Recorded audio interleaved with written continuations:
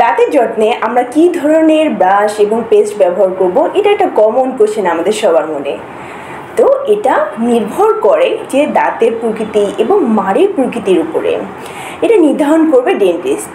তবে ব্রাশগুলো normally soft, medium এবং hard এই 3 ধরনের পাওয়া যায়।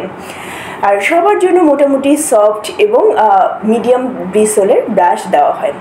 তবে সবচেয়ে ভালো ব্রাশ হচ্ছে যে সফট ব্রিসল হবে, ডাবল ব্রিসল থাকবে এবং সাইজে ছোট হবে। তবে টুথব্রাশ ব্যবহারে কিন্তু একটা সময়সীমা রয়েছে। টুথব্রাশের ফাইবারগুলো হাতলের সাথে 90 ডিগ্রি বা সোজাভাবে লেগে থাকে। এটা যদি বেঁকে যায় তাহলে দাঁত ঠিকমতো পরিষ্কার হয় না। এই সময় আমাদেরকে টুথব্রাশটি পরিবর্তন করতে হবে। কোন পেস্ট ব্যবহার করব? সবার জন্য গ্রহণযোগ্য পেস্ট হচ্ছে ফ্লোরাইডযুক্ত পেস্ট। ফ্লোরাইড দাঁতের ক্ষয়রোগ প্রতিরোধ করে, তাই যে পেস্টের মধ্যে ফ্লোরাইড রয়েছে সেই পেস্টগুলো আমরা রেকমেন্ড করে থাকি।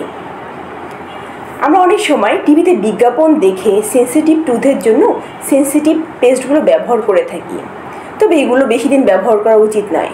যদি আপনার সেনসিটিভিটির প্রবলেম থাকে তাহলে আপনাকে একজন ডেন্টিস্টের পরামর্শ নিয়ে সেনসিটিভিটির চিকিৎসা নিতে হবে।